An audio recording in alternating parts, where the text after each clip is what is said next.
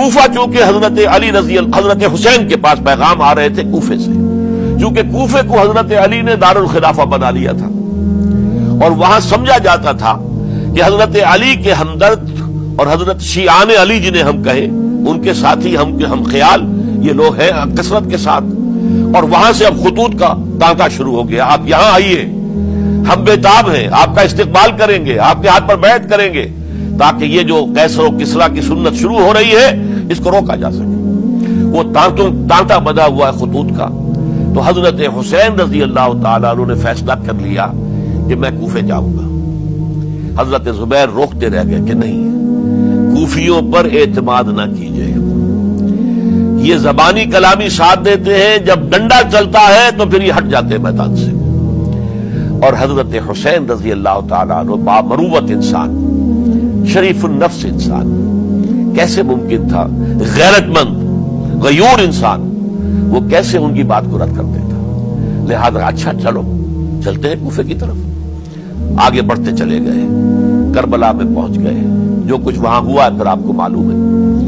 اس میں یہ بات ہے، پہلے 1000 کا لشکر بھیجا تھا عبید اللہ ابن زیاد نے، اس پر حضرت حسین رضی اللہ تعالیٰ عنہ نے جو باتیں کہیں وہ کچھ اثر انداز ہو گئی۔ ان کا افسر جو تھا حر بن یزید تمیمی، وہ بعد میں حضرت حسین کا حامی ہو گیا اور حضرت حسین کے ساتھ ہی اس کو بھی شہادت نصیب ہوئی۔ پھر دوسرے کو بھیجا عمرو بن سعد۔ عمرو بن سعد بھی ایک بڑی عظیم شخصیت کا بیٹا تھا، حضرت سعد ابن ابی وقاص جو فاتح ایران تھے اور جن کو غزوہ احد کے موقع پر حضور نے فرمایا تھا کہ اے سعد تیر چلاؤ، میرے ماں باپ تم پر قربان ہوں۔ جبکہ احد میں گھیراؤ کر لیا تھا حضور کا اور کفار قتل کرنے کے لیے ہجوم کر رہے تھے، اور کچھ حضرات تیر چلا چلا کے انہیں پھینک رہے تھے، دور جو ہے ہٹا رہے تھے، ان میں سے حضرت سعد ابن ابی وقاص بھی تھے۔ پھر وہ فاتح ایران تھے، اسی لیے گورنر بن گئے تھے ایران کے۔ سعد جو ہے ان کا بیٹے، یہ عمرو جو ہے یہ اب ایک بڑے صوبے کا گورنر بھی تھا، اس وقت 4000 آدمی دے کر بھیجا، وہ بھی نرمی کرتا رہا، اس نے کوئی تشدد نہیں کیا، اس کے اندر بہرحال اپنے عظیم باپ کے خون کا کچھ اثر تھا۔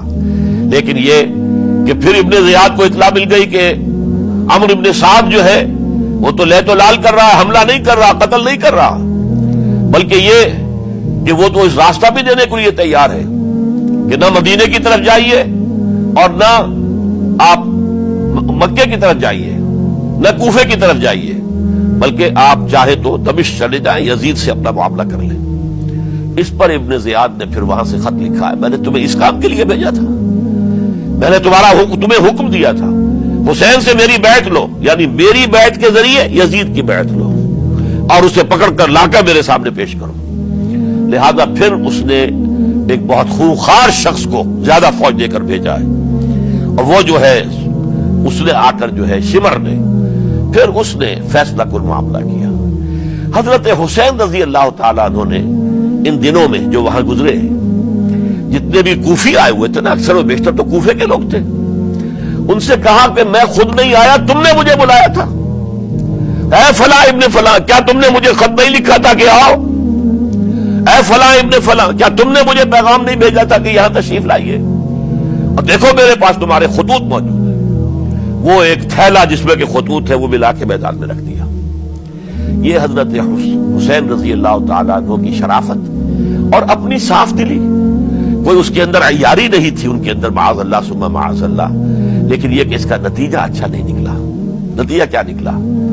اب انہیں پتا چل گیا کوفیوں کو، اگر اب حسین زندہ دمشق پہنچ گئے یزید کے پاس تو یہ ہم سب کا بھاڑا پھوڑ دیں گے، ہماری شامت آ جائے گی، لہذا اب تو کسی صورت انہیں زندہ نہیں رہنے دینا۔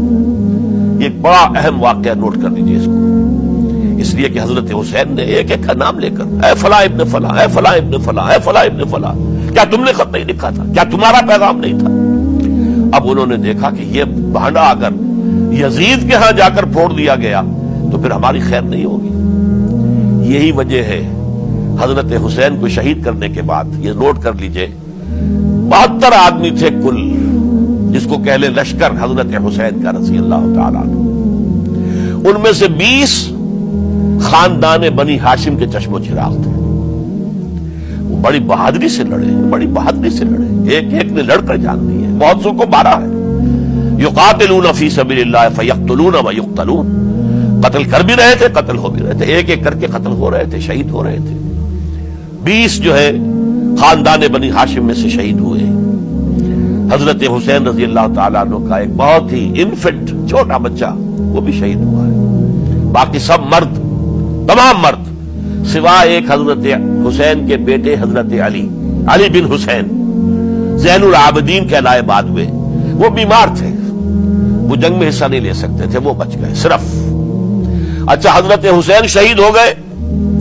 یہ ہے 10 محرم الحرام سن 61 ہجری. کیا مطلب ہے؟ حضور کے انتقال کے ٹھیک 50 برس بعد, سن 11 ہجری میں حضور کا انتقال, اور سن 61 ہجری میں حضور کے نواسے, اور جن کے بارے میں حضور نے فرمایا سیدہ شباب اہل الجنہ, حضرت حسین شہید کر دیے گئے. اور اس کے بعد اس لشکر نے خیموں کو آگ لگا دی.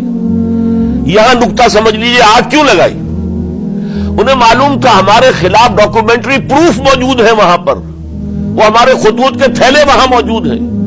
اگر وہ باقی رہ گئے تو ہماری شامت آ جائے گی, ہمیں کون بچائے گا؟ تاکہ وہ ریکارڈ جو ہے ان کا وہ تلف ہو جائے, سارے خطوط جو ہیں وہ جل جائیں, تاکہ ان کے خلاف ثبوت باقی نہ رہے.